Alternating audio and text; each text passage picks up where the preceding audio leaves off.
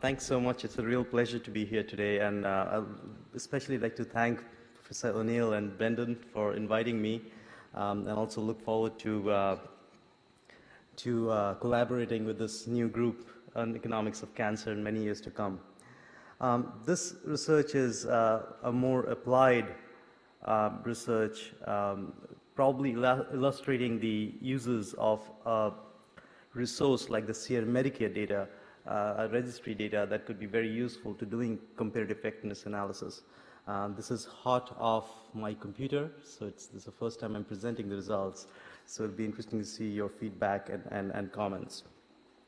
It's a joint work with John Gore, who is a urologist at the University of Washington in Seattle. I'll begin by acknowledging my funding sources, the National Cancer Institute research grants, and also thank SEER Medicare for providing us with this database so we can analyze these choices. As you all know, prostate cancer is, at least in the US, is the most commonly detected non-skin malignancy.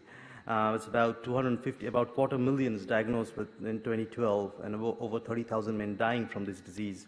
And I guess it's the same in the Europe and Ireland too.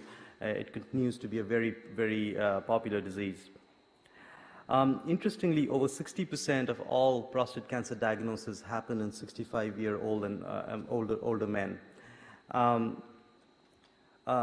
Ironically, if you look at the clinical trials in prostate cancer, they only recruit a very small fraction of 65-plus-year-old men, which kind of increases the importance of looking at registry data. 80% of these diagnoses are clinically localized, for clinically localized cancer. And for these cancers, watchful waiting has emerged as a contemporary kind of management strategy. Although in the US, up to 60% of these patients do receive some kind of aggressive therapy, whether it's surgery or radiation. However, the use of therapies have large variation across geographical regions in the US. And one of the analysis that I'm going to present would exploit this variation as a source of natural experimentation to kind of figure out the effects of surgery over watchful waiting. So the focus of this work is the comparison between radical prostatectomy versus watchful waiting among elderly patients. Now, there are two important or most noticeable trials that have tried to answer these questions. There was an 18-year-old long Scandinavian trial, which was actually conducted during the pre-PSA era, and they found no significant difference in mean and median overall survival among elderly patients. Although the proportion of elderly patients in this trial was very small, it was less than 50%. More recently, the PIVOT trial in the US also compared radical prostatectomy with watchful waiting, and they reported that surgery was associated with the non-significant reduction in all-cause and prostate-specific mortality compared to watchful waiting among elderly patients through at least 12 years of follow-up. So both of the trials kind of showed us results that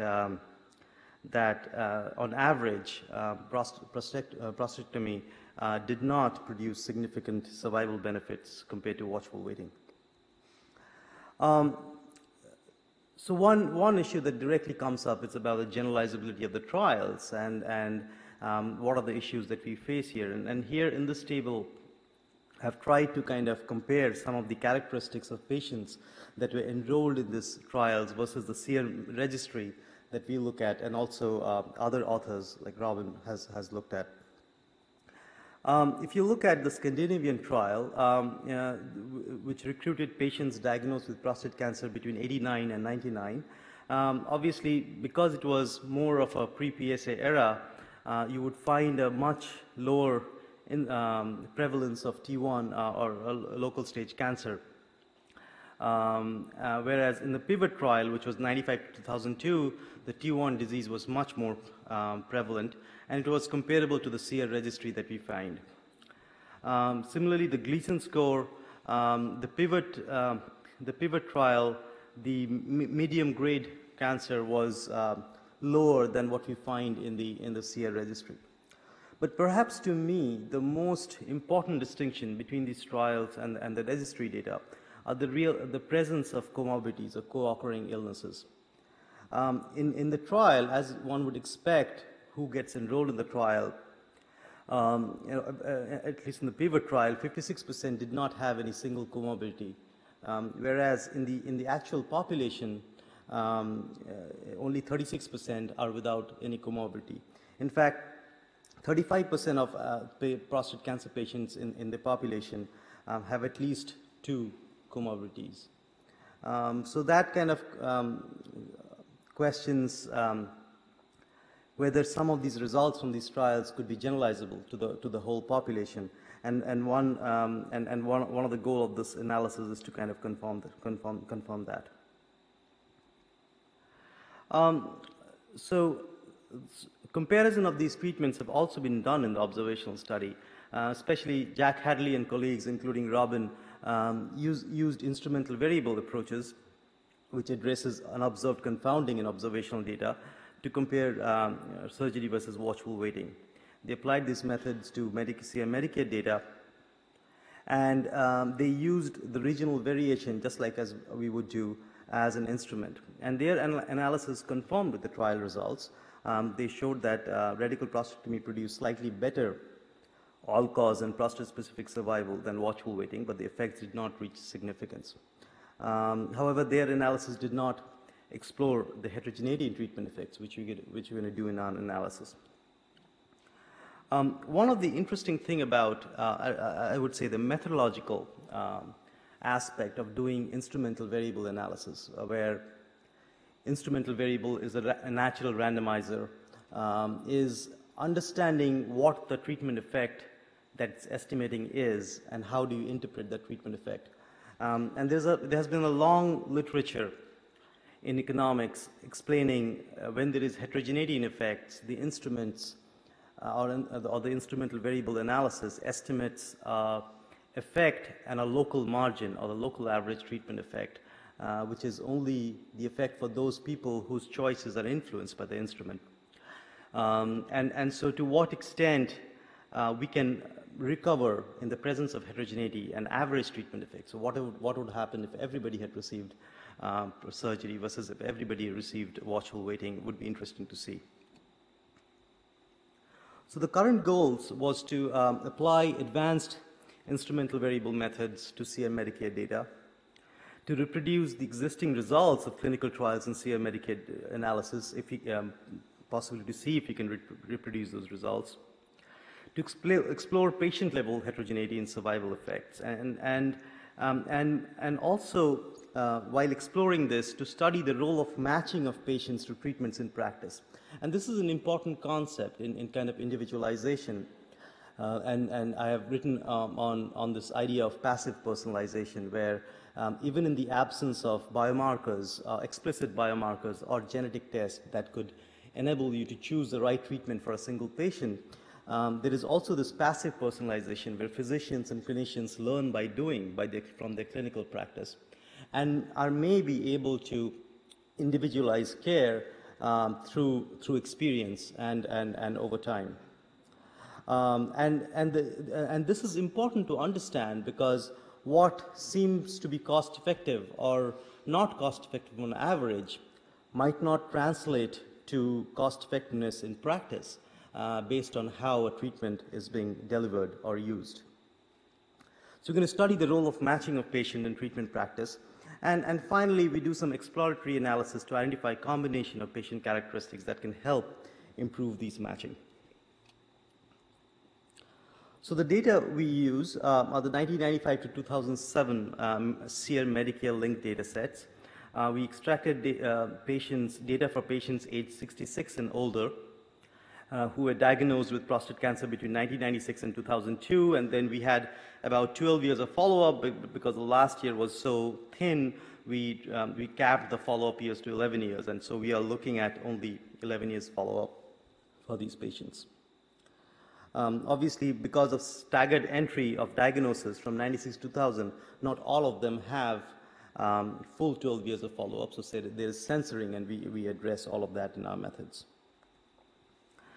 This is just a brief table of exclusions. I'm not going to go in details here, but I'm happy to answer any questions. There are a bunch of exclusions, clinical exclusions that were applied in line with other analysis and clinical trials, where the SEER registry was, we started with a lot of patients, but we ultimately arrived with patients who were diagnosed with clinically localized cancer, receiving surgery or watchful waiting.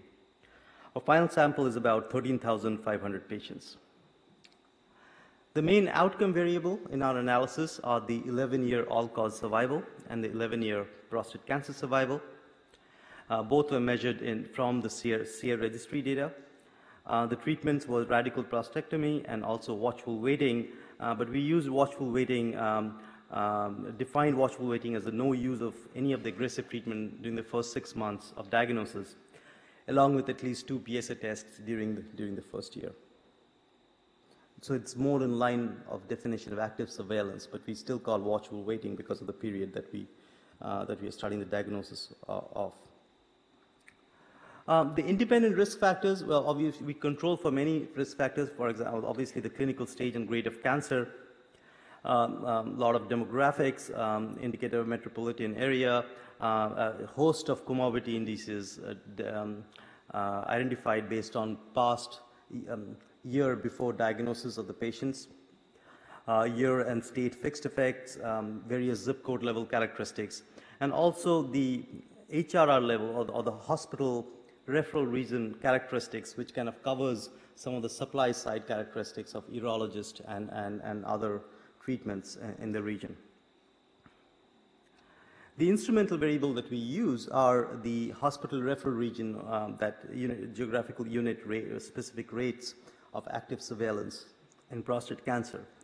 In the year prior to the diagnosis, so if a patient is diagnosed in 2005, we use 2004 rates for that region, use of active surveillance, average use of active surveillance in that region as an instrument. The same instrument has been used in the past, for example, in Robin's work, and concerns about contamination, as with any instrumental variable, seems to be mitigated by controlling for various other concomitant area level variations, and also the supply of urologist by the region. We also study the properties of the IV, which I'm going to discuss in a bit. So, in an instrumental variable regression, obviously there's 2 stages. One is the first stage. The instrument should be highly predictive of treatment choice, and then in the second stage, you use that prediction to model outcomes. In the first stage, we found that the IV that we used was a very strong predictor of treatment choice. The F statistic was over 200, and so we have a very strong instrument. The question is whether we have a valid instrument. And to understand validity, it's an assumption that's not directly testable, but what one can see is that whether the imbalance in confounders that we observe in the data across treatments get reduced if we compare them across my instrumental variable. And so that's what we did here, where on the left-hand panel, we see how each of the covariate, observed covariate, varies across whether those who received surgery versus not, and how the same covariate or the variation gets reduced if we compare across levels of instruments. And the fact that it reduces this variation shows that the instrument might be achieving the goal of reducing confounder imbalance. So with this instrument and with the first stage, what we apply is something called the person-centered treatment effect. This is a paper that's coming out in Journal of Applied Econometrics this year, and it's an extension of our work with Jim Heckman and others, where it extends a local instrumental variable and can help establish a treatment effect for every person in your sample. And it not only estimates the treatment effect condition on their observed characteristics, but it also kind of averages over the potential distribution of unobserved characteristics. For example, Suppose age is the only observed characteristics that you observe in your data, and all the other characteristics are unobserved. You can not only estimate a treatment effect condition on age, but also potentially the unobserved distribution of the other confounders. Intuitively, the way it works is through the choice model in economics. Suppose elder patients are less likely to undergo surgery. But here in your data, you observe an elder patient who underwent surgery. It tells you something about your unobserved distribution of confounders. And using the instrumental variable method, one can identify that potentially individualized unobserved distribution of confounders and then average over it. It can be viewed as individualized treatment effects. It can not only be aggregated to form mean treatment effect parameters like average treatment effect and the treatment effect on the treated, but it really helps to understand distributional impacts of treatment effects and how physicians are recommending treatment based on what the expected benefits or losses are. So in summary, our treatment comparison is radical prostatectomy versus watchful waiting. The instruments that we use are HRS-specific use of watchful waiting in the year prior to diagnosis. The outcomes model are all-cause and prostate-specific death indicators. And the statistical model within which we apply this is the discrete time hazard model, which kind of relaxes the proportional hazard assumption and Cox model, but it's more generic framework. So the results. This first result shows the predicted average survival functions under surgery versus watchful waiting. And as you can see, the cumulative survival effects were very small when we compare. And this was in line with what we found in some of the clinical trials and also the observational study. The average incremental effects on all-cause survival was about 1.1 months for over an 11-year period, which didn't reach significance. And the prostate-specific survival was 1.7 months, which also didn't reach significance. We looked at the average incremental effect by different subgroups, by age, race, grade, stage, and for none of them, the average effect reached significance. Now, this is very much in line with what big subgroup analysis showed us in clinical trials, that the effect of surgery over watchful waiting did not reach significance in those cases. However, one concern with big subgroup analysis is that they each by itself explain a very small fraction of the overall treatment effect heterogeneity. So using our method, we can see the actual distribution of individual treatment effects because we can estimate the individual effect or treatment effect for every individual in the sample. And this is what is shown in this figure. So in this figure, on the x-axis, you have the incremental effect of surgery over watchful waiting on prostate-specific survival. And on the y-axis, we have, for the same patient, the effect on all-cause survival. And each dot is a patient. And as you can see here, this dot says, with surgery, you would have an expected incremental benefit of 25 months, but a decline in overall survival of about 50 months. So there's a huge variation in effect, but only a small fraction of patients do get significance, at least at the 10% level in terms of prostate-specific survival. So there's a lot of uncertainty still remaining.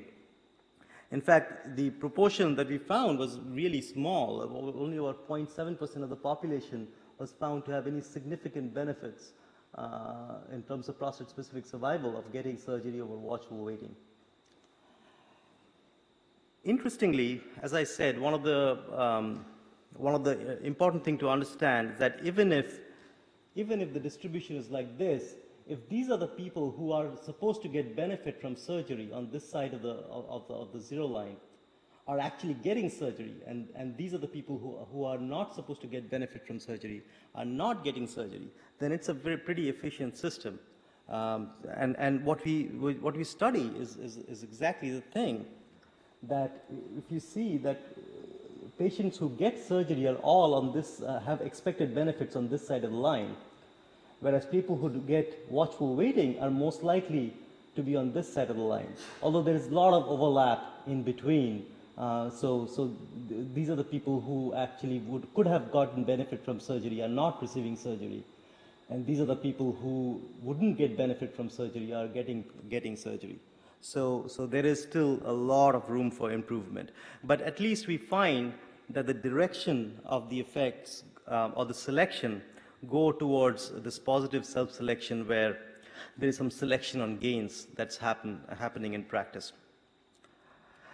We also see this by this bar graph where on this side you have among patients who are expected to get at least 2 years of benefit, incremental benefits, overall, in terms of overall survival, they actually all get surgery. Whereas those who are not likely to benefit from surgery, the proportion getting surgery is much smaller. Although this gradient is much steeper for prostate-specific survival than overall survival. So, much of the selection, it seems, is driven by prostate-specific survival than overall survival in practice. Finally, we did an exploratory analysis. Now we have the whole distribution of treatment effects, which is obviously estimated using a very complex control function with a lot of interactions. So can we kind of summarize it to identify patients who are more likely to benefit from radical prostatectomy? And to do that, what we did was we took this distribution and instead of just looking at this 0.7% of the people where the incremental benefits range from 15 months to 122 months, we looked at all patients whose expected benefits from surgery is 15 months or more, which is about 6% of the people. So we said, can we just predict who those 6% of the people is and what drives their likelihood to be in that group? So conceptually, there are two issues here. First, the incremental effect of surgery over watchful waiting could be driven by characteristics that are associated with increased overall survival. These characteristics would reduce the likelihood of benefit of surgery from watchful waiting because if you are living longer anyways, surgery is less likely to produce any incremental survival benefits. Whereas characteristics which are associated with more aggressive tumor would be associated with likelihood of benefit of surgery, because then you can really produce better survival with surgery. And what we found in the exploratory analysis was, besides some obvious characteristics like age and grade, comorbidities play a big role in defining who gets benefit from surgery and not. And we found a list of comorbidities that are associated with decreased likelihood of benefits from surgery and increased likelihood of benefit from surgery. And they are also in line with some of the theoretical background literature on what increases the aggressiveness of a tumor versus what just decreases or increases life expectancy. We will continue to work in developing a more predictive index based on these characteristics. So in summary, our analysis kind of revalidate the results of past trials and potentially the causal effects from an observational study that radical prostatectomy produces minimal survival advantage over watchful waiting on average in elderly patients. The heterogeneity analysis revealed that there are some patients who would presumably get significant survival benefit from surgery, but they constitute a very small fraction of the population. And if you were to identify what this population is, one must pay attention to coexisting comorbidities as they seem to play an important role in determining these benefits.